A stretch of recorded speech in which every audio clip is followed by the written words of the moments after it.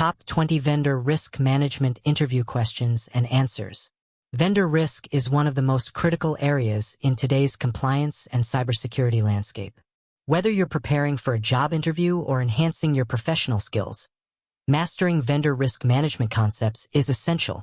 In this guide, we'll cover the top 20 interview questions with detailed answers to help you stand out confidently. 1. What is vendor risk management, and why is it important for organizations? Vendor risk management, VRM, is the process of identifying, assessing, and mitigating risks associated with third-party vendors who provide products or services to an organization. It's crucial because vendors may access sensitive data, systems, or impact critical operations. Poorly managed vendor relationships can result in regulatory penalties, data breaches, service disruptions, or reputational damage. VRM helps organizations enforce due diligence, align vendor practices with compliance requirements, and ensure ongoing monitoring. In today's interconnected world, third-party risks are often the weakest security link, making a formal VRM process essential to safeguarding operations, data, and stakeholder trust. 2. Can you walk me through the vendor risk management lifecycle? The vendor risk management lifecycle includes several key stages. 1. Vendor identification and classification determine vendor criticality. 2. Due diligence and risk assessment assess security, financial health, and compliance posture. 3. Contracting include risk-based clauses like SLAs and data protection agreements.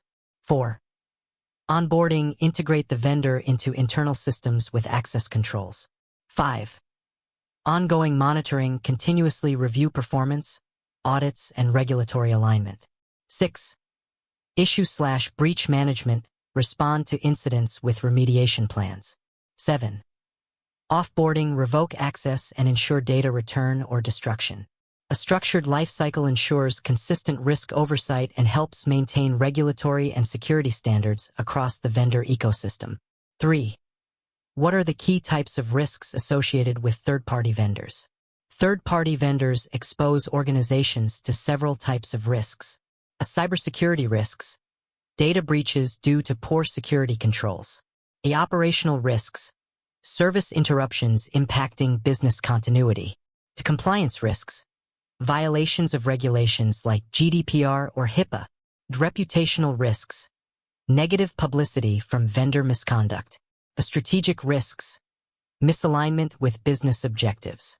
Financial risks, insolvency or unstable financial health of the vendor.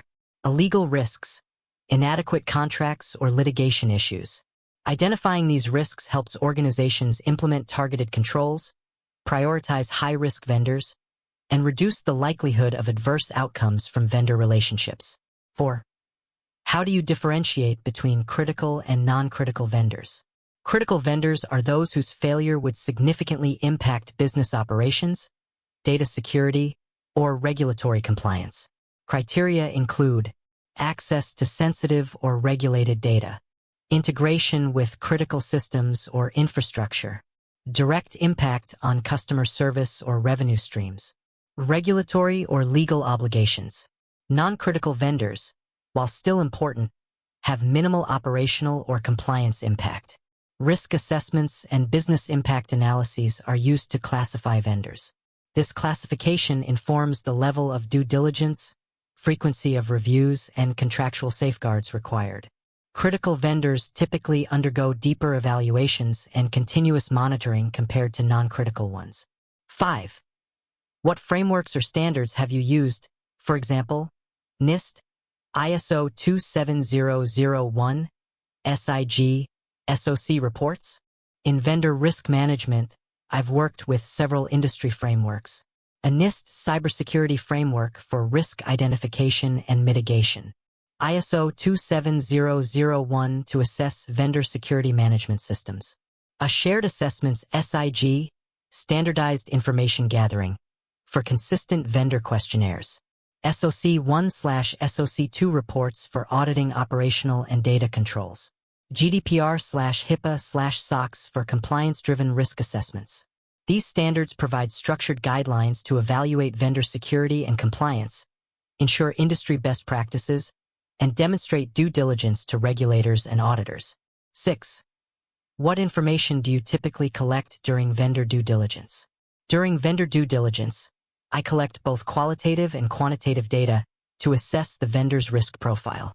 Key information includes a company background, ownership, and financial stability, information security controls based on ISO 27001, NIST, etc. Regulatory compliance, for example, GDPR, HIPAA, PCI DSS, SOC 1/SOC 2 reports or equivalent audits. Cybersecurity practices, encryption, access controls, incident response plans, business continuity and disaster recovery plans, insurance coverage, data handling procedures, and subcontractor disclosures. This data helps evaluate risk, ensure compliance, and determine whether the vendor meets organizational security and performance standards. 7. How do you assess the cybersecurity posture of a third-party vendor? Assessing a vendor's cybersecurity posture involves reviewing their technical controls, policies, and independent audit reports. I typically send security questionnaires, for example, SIG CAIQ, request recent SOC 2 Type 2 or ISO 27001 audit reports, evaluate their data encryption, authentication mechanisms, and access controls, review incident response plans and breach history, check for continuous vulnerability management and patching practices, use tools like BitSight or Security Scorecard for external scanning, confirm employee security training and background checks.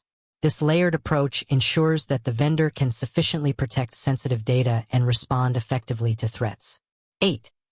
What tools or platforms have you used for risk assessments?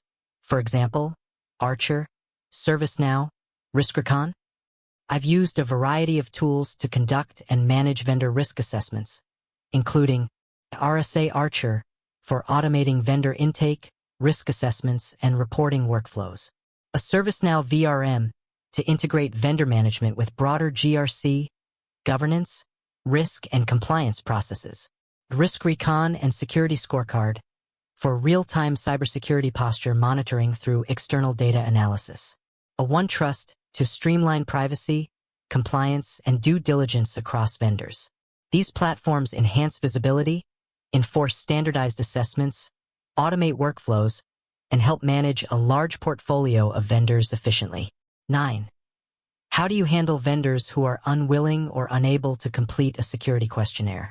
If a vendor is unwilling or unable to complete a security questionnaire, I first try to understand their concerns, whether it's due to resource constraints, lack of documentation, or policy restrictions. I offer alternatives like reviewing existing certifications, for example, ISO 27001, SOC 2, conducting a shorter, risk-based assessment focused on key controls, assigning a non-disclosure agreement, NDA, to ease their confidentiality worries. If no sufficient evidence of controls can be provided, I escalate to internal stakeholders for a risk acceptance decision or suggest alternate vendors. Protecting the organization remains the top priority. 10. How do you ensure vendors comply with regulatory requirements such as GDPR, HIPAA, or SOX? To ensure regulatory compliance, I incorporate legal, security, and privacy checkpoints into the vendor lifecycle. During onboarding, I assess alignment with applicable laws, GDPR, HIPAA, SOX, etc. I verify signed data processing agreements, DPAs, and business associate agreements, BAAs. Request evidence like privacy policies, audit reports, and training documentation. Confirm data storage, transfer, and breach notification processes. Use compliance tracking tools, for example, OneTrust. Conduct regular reassessments and audits, especially for critical vendors. This proactive approach minimizes legal exposure and demonstrates organizational due diligence during regulatory audits. 11. What is your approach to continuous vendor monitoring? Continuous vendor monitoring ensures risks are identified and addressed in real time. My approach includes using automated tools, RiskRecon, BitSight, for ongoing cyber posture analysis, scheduling periodic reassessments based on vendor criticality, monitoring for regulatory changes, public breaches, or litigation involving vendors, reviewing updated SOC reports, financial statements, and incident logs, collaborating with business units to assess service performance and SLA adherence, maintaining a risk register with issues and remediation actions. This ongoing process ensures that vendors maintain the expected security and compliance standards throughout the engagement lifecycle. 12. Can you describe how you review and interpret SOC1/SOC2 reports?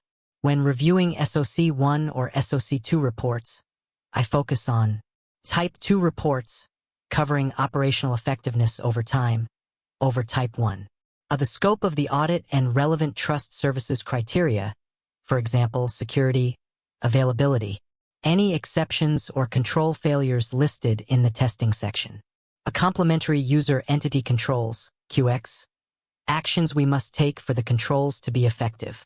A management's response to any noted deficiencies. The audit firm's reputation and report date. This structured review helps determine if the vendor has adequate controls and informs our overall risk rating. 13. How do you track and manage vendor issues or breaches? I track vendor issues and breaches through a centralized vendor risk register or GRC tool. For example, Archer, ServiceNow. Steps include documenting the incident, its root cause, and impacted assets. Notifying internal stakeholders, IT, legal, compliance, procurement. Requiring the vendor to submit a remediation plan with timelines. Updating risk ratings and reevaluating vendor criticality. Conducting post-incident reviews and possibly reassessing contract clauses. Reporting major incidents to regulators or clients if required. Consistent tracking ensures accountability, speeds up mitigation, and builds a stronger, more transparent vendor ecosystem. 14. How do you work with internal stakeholders, legal, procurement, IT, etc.? During vendor onboarding, collaboration with internal stakeholders is crucial for effective onboarding. My process involves working with procurement to align vendor services with business needs, coordinating with IT/security for technical assessments and access controls, engaging legal to review contracts, DPAs, and risk clauses, looping in compliance for regulatory alignment, creating a shared checklist to ensure all required reviews and documentation are complete, holding kickoff meetings with stakeholders to address potential concerns early. This cross-functional approach ensures vendors are aligned with organizational expectations from the start. 15. Describe a time you successfully influenced a business unit to choose a more secure vendor. A business unit wanted to engage a low-cost software provider. During due diligence, I found the vendor lacked encryption controls and had no recent security audits. I presented a risk summary, including breach likelihood and compliance gaps, to the stakeholders. I also compared them to an alternative vendor with better certifications, SOC2, ISO 27001, and a strong incident response plan. Although slightly more expensive, the second vendor offered significantly lower risk exposure. After reviewing the risk profile, the business unit agreed to switch. This preserved our compliance posture while still meeting operational needs. 16. What does a strong vendor risk management policy include? A strong vendor risk management, VRM, policy defines how an organization evaluates, monitors, and mitigates risks posed by third-party vendors. Typically includes roles and responsibilities across departments, IT, legal, procurement, risk, a vendor classification criteria, critical versus non-critical, a risk assessment and due diligence procedures, regulatory compliance requirements, contractual obligations, for example, SLAs, DPAs, right to audit, continuous monitoring and reassessment schedules, incident reporting and remediation processes, offboarding procedures for data return or deletion. This policy ensures standardized, risk-based vendor oversight, supporting both operational integrity and compliance with laws and frameworks. 17. How do you determine the frequency of vendor risk reviews? The frequency of vendor risk reviews is determined based on vendor criticality and risk profile. For example, high-risk or critical vendors, handling sensitive data or critical services, are reviewed annually or semi-annually. Medium-risk vendors may be assessed every 18 to 24 months. Low-risk vendors typically undergo reviews every 2 to 3 years. Factors influencing frequency include changes in vendor services, recent incidents, audit results, and updates in regulatory environments. I document these timelines in the Vendor Risk Register and use automated reminders via GRC tools to ensure timely reassessments and ongoing oversight. 18. How would you build a vendor risk program from scratch? To build a vendor risk management program from scratch, I'd follow these steps. 1. Identify stakeholders: legal, IT, procurement, compliance. 2. Develop a VRM policy outlining scope, classification, and procedures. 3. Create a vendor inventory with risk categorization. 4. Design due diligence templates and risk questionnaires. 5. Select a GRC or VRM platform to manage workflows and documentation. 6. Establish assessment criteria, including regulatory and technical standards, for example, SOC 2, GDPR. 7. Set monitoring and review cycles based on risk levels. 8. Train internal teams and vendors on expectations. This foundation ensures scalability, transparency, and regulatory alignment from the outset. 19. Describe a situation where you identified a high-risk vendor. What actions did you take? During an onboarding review, I identified a vendor that processed customer data but lacked basic security controls. No SOC reports, no encryption, and no incident response policy. I flagged them as high risk, documented the concerns, and escalated the issue to the CISO and procurement team. We paused onboarding and requested remediation, including an accelerated audit and implementation of encryption. I also proposed a timeline for reassessment. Due to the vendor's slow response, we ultimately opted for an alternate provider with stronger controls. This action prevented potential exposure and demonstrated the effectiveness of proactive risk management. 20. How would you respond if a critical vendor experienced a data breach? If a critical vendor experiences a data breach, I would 1. Initiate incident response by informing internal stakeholders: IT, legal, compliance. 2. Request a detailed breach report from the vendor, including scope, impact, and containment measures. 3. Assess the affected data/systems and determine if customer or regulatory notifications are needed. 4. Work with the vendor on remediation and obtain assurance of future preventive measures. 5. Update risk assessments and reevaluate vendor criticality. 6. Communicate with leadership and, if necessary, clients or regulators. 7. Consider contract amendments or replacement if risk remains unacceptable. Timely, transparent, and thorough response is key to managing reputational and regulatory fallout. Vendor risk management continues to evolve with growing regulatory demands and digital threats. By understanding these top interview questions and responses, you'll be better equipped to manage third-party risks and ace your next interview. Keep practicing, stay updated with frameworks, and good luck on your career journey in vendor risk management.